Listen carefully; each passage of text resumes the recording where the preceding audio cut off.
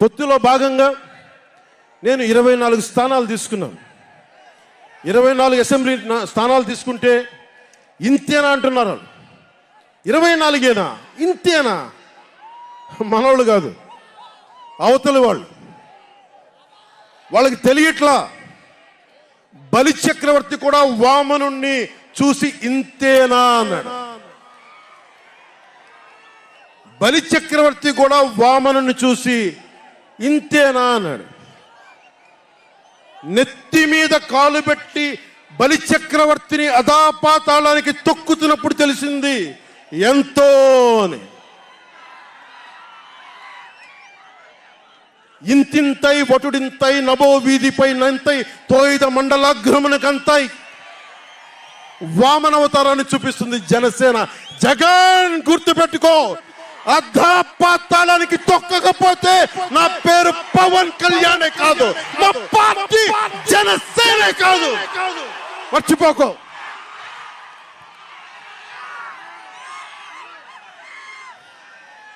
రేపు ఎన్నికలైనప్పుడు వైసీపీ వాళ్ళకి తెలుస్తోంది మనం ఎంతో. నెత్తి మీద కాలేసి తొక్కుతాం కదా, అప్పుడు అర్థమవుతుంది మేమేంటో. జగన్ జనసేన ఒక్క సీటు గెలిస్తేనే, జనసేన ఒక్క సీటు గెలిస్తేనే నేను రాజమండ్రి రోడ్ల పర్యవేక్షణకి వస్తానని అంటేనే రాత్రికి రాత్రి 10th క్లాస్ విద్యార్థిలాగా, 10th క్లాస్ చదువుకునే విద్యార్థిలాగా రాత్రికి రాత్రి రోడ్లు వేశారు. నైట్ అవుట్ చేసి మరి ఒక్క సీటుకే ఇదంతా. ఒక్క సీటు గెలిస్తేనే రాత్రికి రాత్రి రోడ్లు వేసావు. జనసేన 24 సీట్లతో ఏం చేయగలరో మీరు ఊహించుకోగలరా? వ్యూహం నాకు వదలండి, నన్ను నమ్మండి. 24 ఏంటి అని అంటా ఉన్నారు. విశ్వామిత్రుడు, బ్రహ్మర్షి విశ్వామిత్రుడు బ్రహ్మపదానికి వెళ్ళడానికి కూడా 24తోనే. గాయత్రి మంత్రం 24 అక్షరాలు. అంకెలు లెక్క పెట్టదని చెప్పండి ఎవరిని, అంకెలు లెక్క పెట్టదని చెప్పండి ఎవరిని. పవన్ కళ్యాణ్ వంక కూడా చూడలేరని చెప్పండి. జనసేన మీద కన్నెత్తి కూడా చూడలేరని చెప్పండి.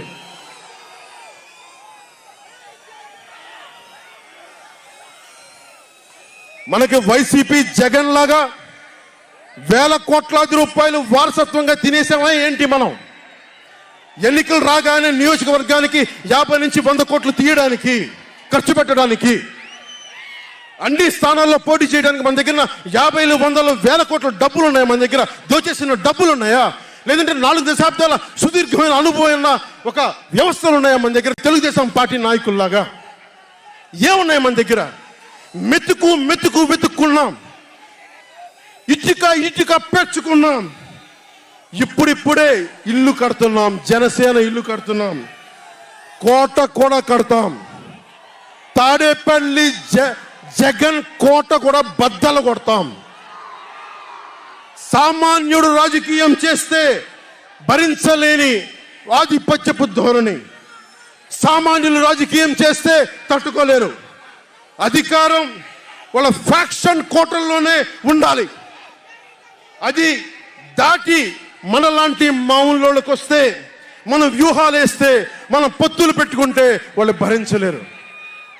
అందుకని రకరకాలుగా చెప్తారు కథలు. సామాన్యుని రాజకీయం భరించమని చెప్పండి. జగన్ సామాన్యుడు రాజకీయం చేస్తే ఇలాగే ఉంటది. వ్యూహాలు వేస్తాం, పొత్తులు పెట్టుకుంటాం, నీ కోటలు బద్దల కొడతాం.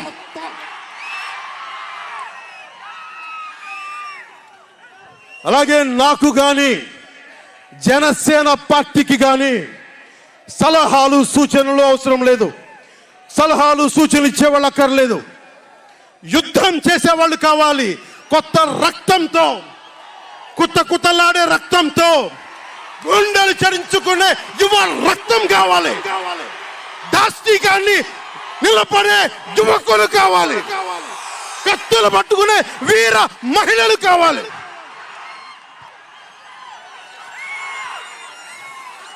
అంతేగాని నాకు సలహాలు ఇచ్చేవాళ్ళు, మీకు తెలుసా జగన్ ఎలాంటి వాడో? సొంత బాబాయినే మర్డర్ చేయించిన వాడు, సొంత చెల్లినే గోడకేసి కొట్టిన వాడు. మీరు చెప్తారు నాకు సలహాలు సూచనలు. ఎవరితో యుద్ధం చేస్తున్నానో నాకు తెలుసు.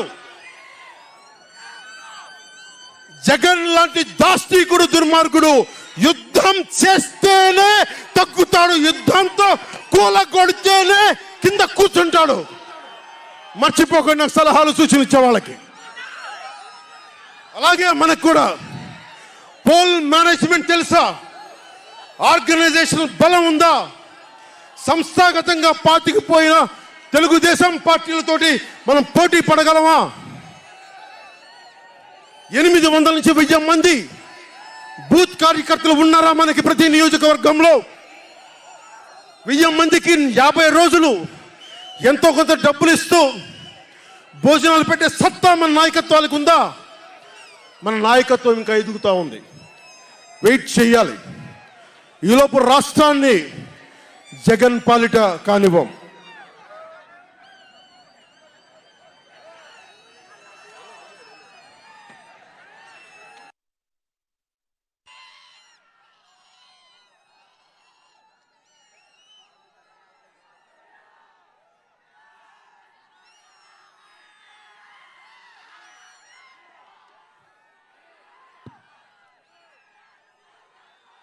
జన సైనికులు సిద్ధంగా ఉన్నా,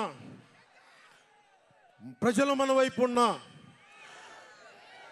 ప్రతి ఒక్కరిని ఓట్లకు తీసుకొచ్చే నాయకత్వం ఇంకా సిద్ధంగా ఉందా జనసేన పార్టీకి? మనందరం ఆలోచించుకోవాలి. అందుకనే అన్ని అర్థం చేసుకునే 24 స్థానాలు 3 పార్లమెంట్లో సిద్ధపడ్డాం. ప్రజల నాడి వాడి తెలియకుండా నాయకత్వాన్ని నడిపించగలమా? దశాబ్దం కాలం పాటు పార్టీని నడిపించగలమా?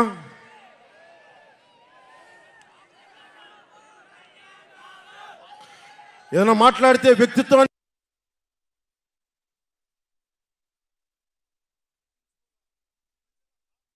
నెగ్గించడం కోసం తగ్గాను నేను. కొంతమంది మద్దతుదారులు అన్న పేరు మీద నా నిర్ణయాన్ని ప్రశ్నిస్తూ ఉన్నారు. జగన్ తన బాబాయిని మర్డర్ చేసిన ఆయన మద్దతుదారులు, ఆయనకు ఓట్లేసిన వాళ్ళు ఒక్క మాట అనరు, వెనకేసుకొస్తారు. హార్ట్ అటాక్ అని వెనకేసుకొస్తారు.